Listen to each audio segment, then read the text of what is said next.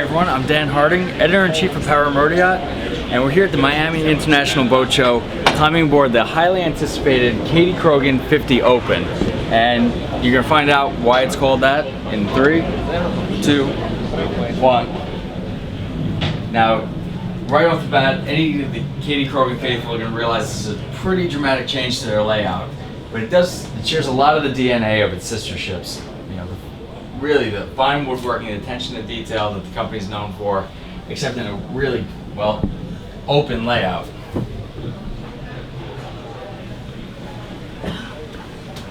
And the owners of hull number 1 are actually the company's Larry Polster and his wife Janet. And we got to spend a little time with them where they explained all the custom touches that they were able to put into this boat, from whether it's the choice of countertop to the type of grill station they liked. It's really a lot of the touches they brought from their home, which is fitting enough for a company that's slogan is "at home at any sea."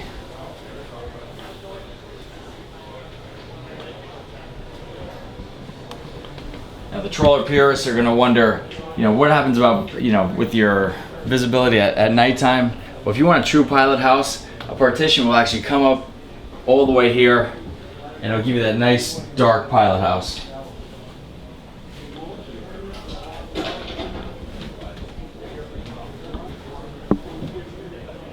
It definitely shares that Kadey-Krogen DNA. It's the owner's choice of electronics, went with the Garmin. And the important thing to note here is you have an option of single or twin engines. They elected for the single John Deere in hull number 1. Hull number 2 is going to have 2 engines.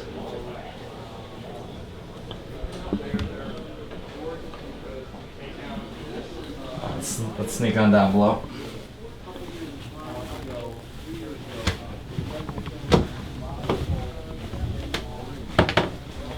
So again, a couple options here. You have a 2 or 3 stateroom option. Forward, plenty of height. But one thing I like here is because Larry's going to continue working while cruising, I like to have the office instead of the 3rd stateroom. Makes a lot of sense. Now check out here, we got a lot of touches for homes from their home in the choice of the sink, the backsplash, a lot of details that they elected for it. And it's not often I point out the shower on a boat, but you gotta check this one out. Look at the size of that.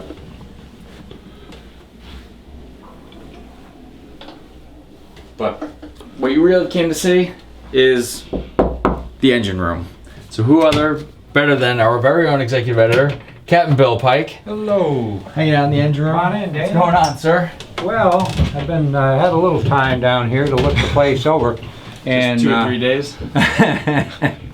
And I've got a few things that are kind of extra special. Nice. Well, the first thing is that fire extinguishing bottle over there floods the genset compartment totally and would shut the engine down if there were a fire or you had a runaway diesel in there. Okay. I've never seen that on another boat.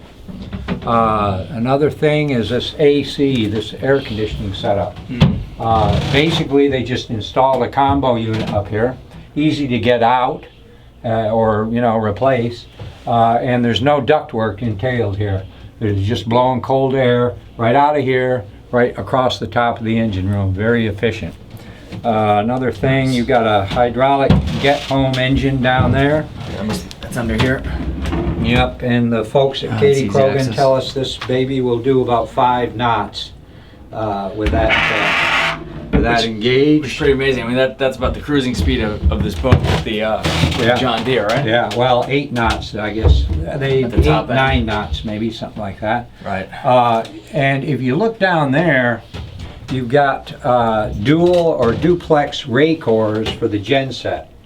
Now that's unusual, usually. Or that's fairly unusual. You also have duplex ray cores over here for the main engines, and you've got I don't know if you can see around there, but you've got an ESI fuel polisher back there. The whole point of a long distance boat like this is to keep the fuel clean. You get bad fuel, you're in bad doo-doo. Sure. Good point. This is interesting. both these sets of racors are connected via copper tubing to gauges in the wheelhouse, so that you don't have to come down here and check the gauges on the racors directly. You can just look at the gauges at the helm station and know whether your filters are clean, or your filter elements are clean in those racors. That's great. Save a couple trips, huh? Yeah, and another thing that I have, there's an Anderson flow indicator on that cooler over there, the hydraulic cooler. So all you have to do, you're down here, you just look at that, and if that little gizmo in there is spinning around, that means that thing is working. Also, I heard you outside, I heard you mention the giant shower. And that baby is a big, yep, that's a big water heater. So there's just a few of the things I can kind of pick out. Great. No, it's a lot of salty touches, and yeah, everything from the workbench to all the things you mentioned really is, fitting in the Kadey-Krogen. I mean, what's going on with this headroom in here? You're tall. How tall are you? Yeah, I'm 6'2" on a good day. Yeah, you've got almost a foot over your head. Yeah, no, absolutely. That's exceptional. I get a 50-foot boat, and you forget really what the size of the boat is. Yeah, mucho fuel. Yeah, for sure. What they say, 1240, I think. Something like that. Yeah, which makes sense. Over 1200. Yeah. Yeah. Well, excellent. Dan, I mean, we're going to test this boat, right? It's absolutely needs to be tested. I mean, I'd love to do it.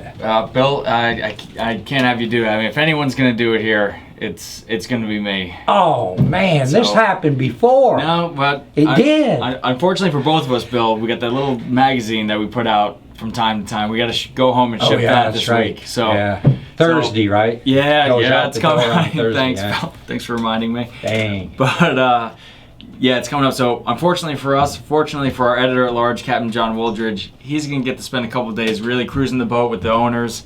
And so you want to stay tuned to his full report in an upcoming issue of Power Motor Yacht. Lucky John. Lucky. Enjoy it, John. Yeah, enjoy it, John.